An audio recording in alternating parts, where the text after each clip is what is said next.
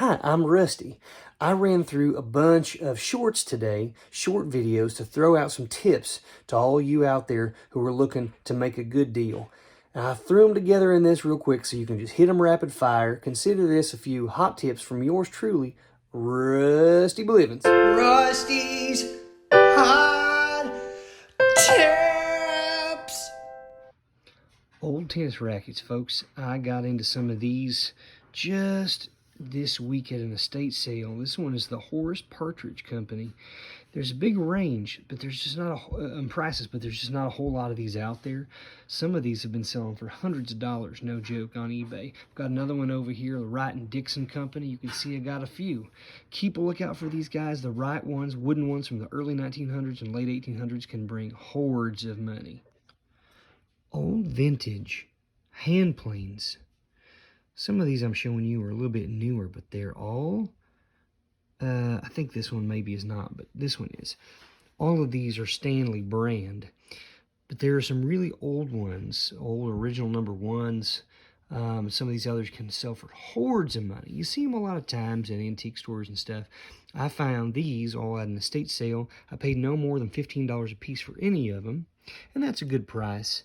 But definitely do your research. A lot of times the numbers will be down on this section or on the back side down below, and a lot of times they'll give patent dates and numbers. You can look those up really easily. Do not pass. Just because they're old and rusted does not mean they're not valuable.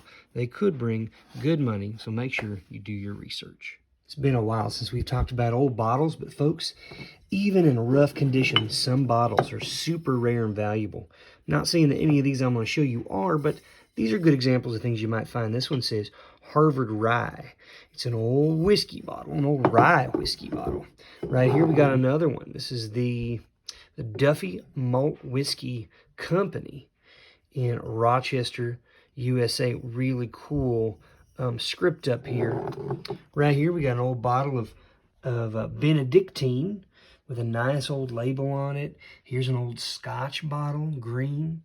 And then even, in some cases, newer bottles of whiskey. This is a Stitzel Weller bottle that is newer for sure, but those can still sell. And then even little bottles like this one of bitters. What ugliness are you showing me, Rusty? Well, what these are custom-made pieces of artwork that someone made that I bought in an estate sale for $10 each. You might say, Rusty, why in the world would you buy this? I mean, sure, it's a shoe. Who cares? Well, I could tell by the way that this tarnished that this was likely made of silver. I did some exhaustive searching and finally found it. I looked up and down this sucker, but in this corner right here, as you can see as I shift right here on the corner, that little stamp, it's half put in, it's incomplete, but it says STE in the beginnings of an R. So sterling silver, folks. That's what this is. This thing weighs about 165 grams, and this one is 60 grams. Even scrap weight, I'm going to make good money out of it. Always look close. Here are just a couple examples of some things I picked up today at an an estate sale rather. These are just two examples of 15 different knives that I picked up today for $15 a piece. If you were not aware, certain brands of pocket knife are quite valuable, Case being one of the most obvious ones, but there are others. Remington, some of the ones I bought in this lot were Boker brand, Camillus brand, Parker brand. Definitely keep a lookout and look stuff up, but knives are harder and harder to find at good prices. I knew instantly that even though these were used, I would be able to double my money on every single one of them, no problems. So I just dumped that in. I paid about $200 on the lot. When I came back and did quick research, I found out that if I added up the average price all these sold in the last 90 days, it was about $498. Not too bad. This pair of glasses that you're looking at in front of you right now, I bought in a lot with three other pair. All the other three pair were gold filled. And then this pair, I bought them in a baggie at an estate sale. They were listed for $15 for the bag yesterday, but I came back today and they were still there, 20% off. Now those other ones sell between $14 and $20 a piece. So the other three I'll probably make 50 to 60 bucks off of. But this pair, folks, it's tarnished heavily, are sterling silver. They've got these kind of sliding adjustable wings here, sides. These are from perhaps the late 1700s, if not early 1800s, and are actually, even though they're made of silver, much more valuable than the others. They are not marked silver, but I did a test on them and also did some polishing, and they came up looking really nice in those spots. This is a vintage Obi-Wan Kenobi action figure from Star Wars from the late 1970s, early 1980s. He would have come with a telescoping lightsaber, which is no longer here, and also, through some kind of play, this hand got melted. He's also got a lot of wear up here. He's just been played with, loved on. So he's not real valuable. Some people might not even try to sell him, but I'll tell you what, I came across an old action figure recently that had a lot of damage to him, and on a Facebook forum, somebody told me not to repair it, that they collected damaged or kid-modified toys, and he offered me a sealed original figure in mint condition just to trade him. And I sold it within a day for $255 for something otherwise I could have thrown out. So always look around, see what you can do for something before you just pitch it. Certain vintage lures can bring hordes of money. I'm not saying that these particularly are, but I'm just giving you examples. You can see the paint is flaked on this, revealing that is wood underneath, which is why it floats.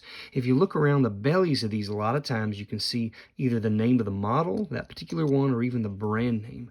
For example, right here, this brand is called Hedon, and it's the lucky number 13. Just because it's called a lucky 13 doesn't mean all lucky 13s will look exactly like this. There are also variations. This one's kind of sparkly on the side, silver on the top. Even boxes themselves. If you can find old ones in good condition in the original box, oh, you're going to make some good money. And sometimes the boxes empty even, if they're rare enough, can bring some good money. So at flea markets, at pawn shops, Facebook Marketplace, places like that, you can find stuffed full tackle boxes with valuable lures. Here's a quick lesson from Rusty in making sure that you really examine pieces before you discount them. Both of these items look like just very basic costume jewelry, in some cases pretty faded and probably not as good looking as they were originally. But on the back of this clasp here, there's this little round spot, and if you pull out a loop, you'll see that it has a brand name, Grosse. A quick Google search will show you that that company or gentleman, I don't know if it's Gross or Grosse, but he basically his work and his fashion stuff was a precursor to Christian Dior. So what looks like a throwaway bracelet is actually a $120 to $150 piece of jewelry. This particular necklace here looks like copper and maybe brass. But again, you pull out that loop on the back of this clasp, it says 1/20th 12 karat on sterling.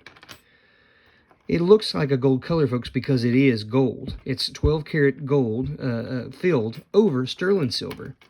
So this entire thing weighs about 48 grams. So even if I were to sell it just for the scrap weight, it's worth over $30, probably $35 to $38 just in scrap weight. But a nice piece like this in good condition will sell quite a bit more. Make sure you look under clasps, around spots where there can be stamps of the manufacturer or the metal itself. Sometimes you'll be fooled. The metal will not look like what it actually is. Thanks for tuning in today, guys. We'll see you real soon. I got a bunch of goodies that I'm just dying to tell you about.